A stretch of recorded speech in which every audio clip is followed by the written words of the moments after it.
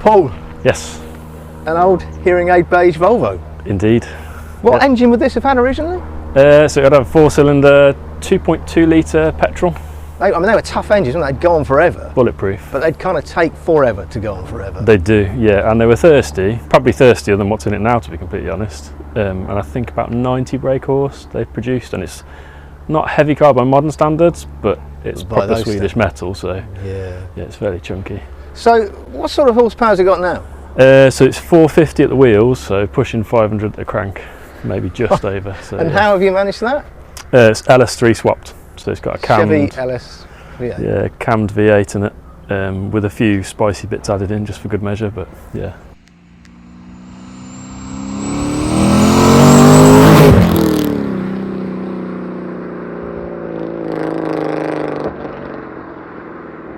What are the spicy bits? So the cam's been altered obviously, and then the electronics and the fuel system have been changed fairly dramatically to kind of support it, just to get it over the 500 brake horsepower mark. So when you say electronics, you're talking about the management? Yeah, so it's got a custom, it's got a different ECU on it basically, so it's got a Link Thunder ECU, and then all the fancy bits, knock sensors, dual lambdas, one on each down. Oh right, down so it's pushing the ignition timing all the time to... Yeah, to get the maximum out of it, and then mapped by Craig at Dyno Talk, who knows his stuff pretty well. Mr. LS, yeah. Mr. LS himself, yeah. So. And you've got a manual box in it as well, haven't you? Yeah, T56 manual. So yeah, proper driver's car. You can put the 8 HPs on them, which tempting. What, the ZF? Yeah, the ZF. You can get an adapter plate that will fit those into there and make it a proper machine. With paddle shift, presumably? Yeah, paddle shifts. But I love the manual side of it. I love the whole downshifting and heel and toe in, all that kind of side of things. So yeah, it's built to be a driver's car, built to be fun.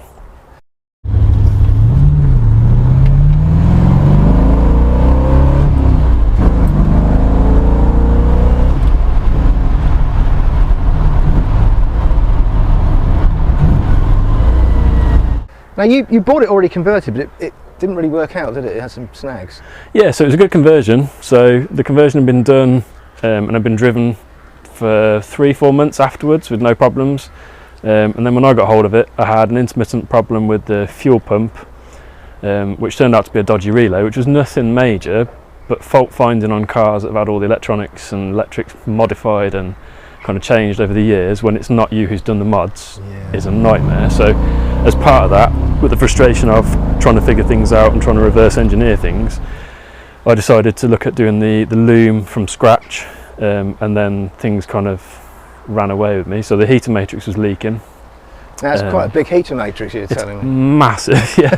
Obviously these things are built to deal with really cold winters. Yeah. So I don't know how many kilowatts it was supposed to put out, but it was huge. It was the size of a pretty much domestic boiler that you'd have in your utility room. It was huge.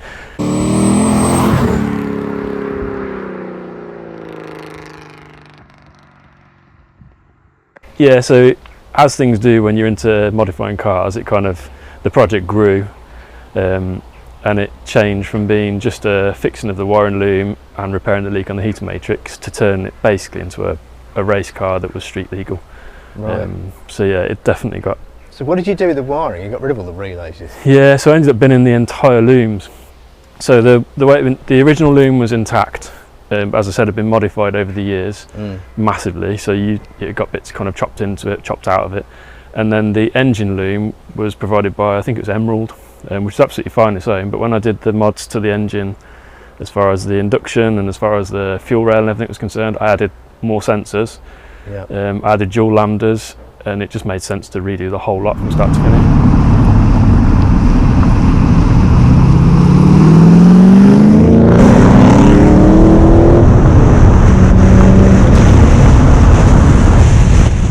So I went with the PDM system in the end.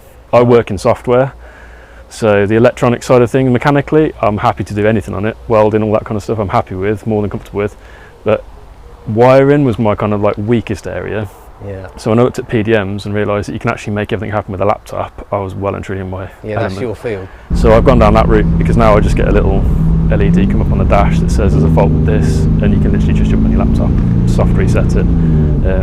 So yeah, it suits me to the ground. So yeah, that was a massive undertaking, putting a PDM in.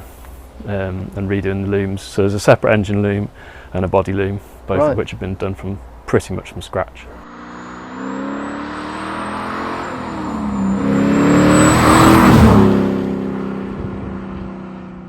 So yeah, a big job, but worth it. I'm happy with it. I haven't had a single fault since, so it's pretty Well, you cool said, that way. I mean, I know you don't have a daily commute as such, but you said you'd be quite happy to daily drive this. Yeah, so I've got 2 cars. This is one of the daily drivers that I use, and I did daily it for quite some time. You say it's quite good on fuel on a run. Yeah, on a run, if you stick it in 6th, it'll do mid-20s. Right. So if you push it, it'll do low It singles. But yeah, on a run, if you stick at motorway speeds, it'll do 23, 25 to the gallon, which Right. is pretty decent for a car like this. Yeah. So.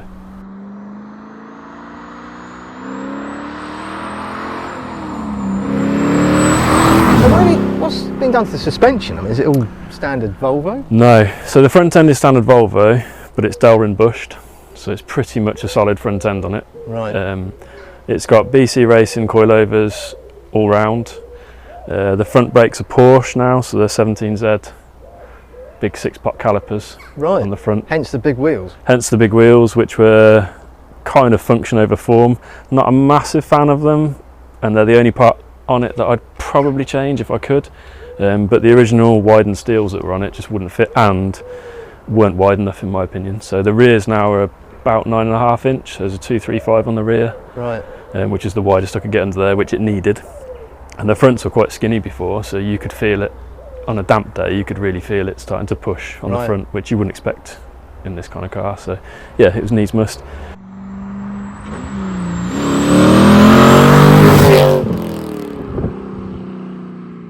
Everything else is custom, so the rear has got all the BNE performance parts on it, so What are they everything then? you can possibly. They're a Swedish car performance parts manufacturer, so they Right. CNC all sorts of goodies, fast road goodies over there. So that's all set up on the back, custom panhard, custom anti-roll bar on the back to clear the exhaust system.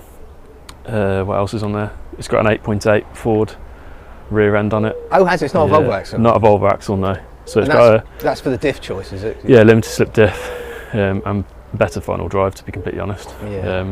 So yeah, the underside has completely been revamped to cope with what's under the bonnet, basically. So it's been done properly in that sense. Right. Stops and goes as well as it should.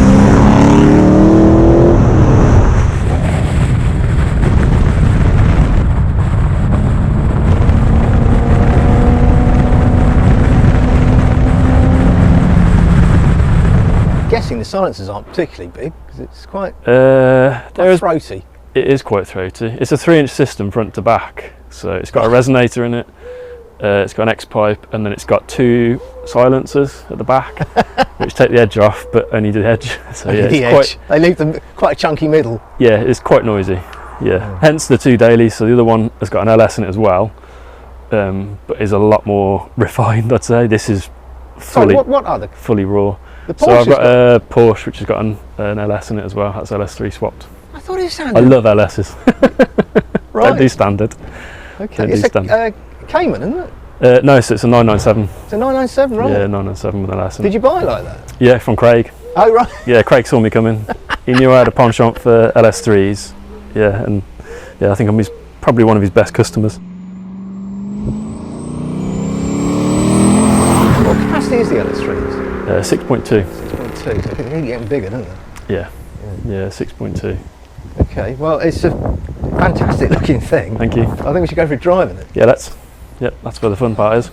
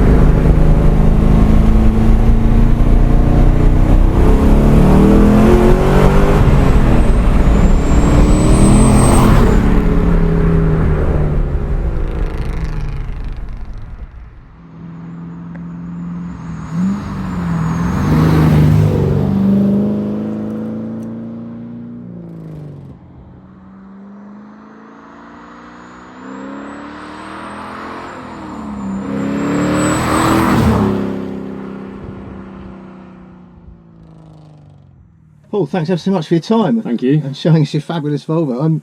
You sadly mentioned that you're thinking of selling it. Yes, yeah, so one of the fleet has to go at some point. You've lost your workshop. Yeah, I lost my workshop about a year ago, and I've held on to this as long as I possibly can.